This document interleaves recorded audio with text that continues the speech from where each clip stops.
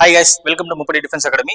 Army exam written exam pass பண்ணிட்டு என்னோட சர்டிபிகேட்லாம் நான் காலேஜ் ஜாயின் பண்ணிட்டேன் சார், காலேஜில் கொடுத்துட்டேன். ஃபார் எக்ஸாம்பிளுக்கு என்னோட 10th 12th மார்க் ஷீட்டு, என்னோட டிசி இதெல்லாம் பாத்தீங்கன்னா காலேஜில் கொடுத்துட்டேன் அப்படிங்கிற நான் கேட்டா கொடுக்க மாட்டாங்க அப்படின்னு இந்த பிரச்சனை எல்லாம் ஃபேஸ் பண்றீங்களா?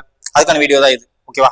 ஒன்றும் பிரச்சனை இல்லை. என்ன பண்ண போறீங்க அப்படின்னா, நீங்க உங்க நம்பர் வந்திருக்கும்ல, அதாவது உங்க ரிசல்ட் வந்ததுல உங்க நம்பர் ரெஜிஸ்டர் நம்பர் நீங்க பாஸ் பண்ணிட்டீங்க அப்படின்னு சொல்லிருக்கோம்ல, அந்த ஒரு பிடிஎஃப்ஐயும் அதாவது அந்த ஒரு பிரிண்ட் அவுட்டையும் அதையும் எடுத்துக்கோங்க.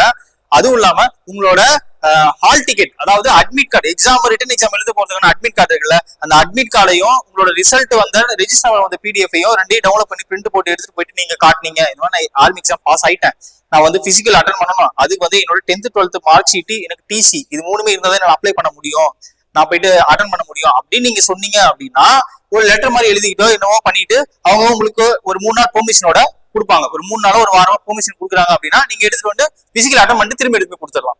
சரிங்களா? இதை நீங்க பண்ணீங்கன்னா ஈஸியா இருக்கும் உங்களுக்கு. தேங்க்யூ.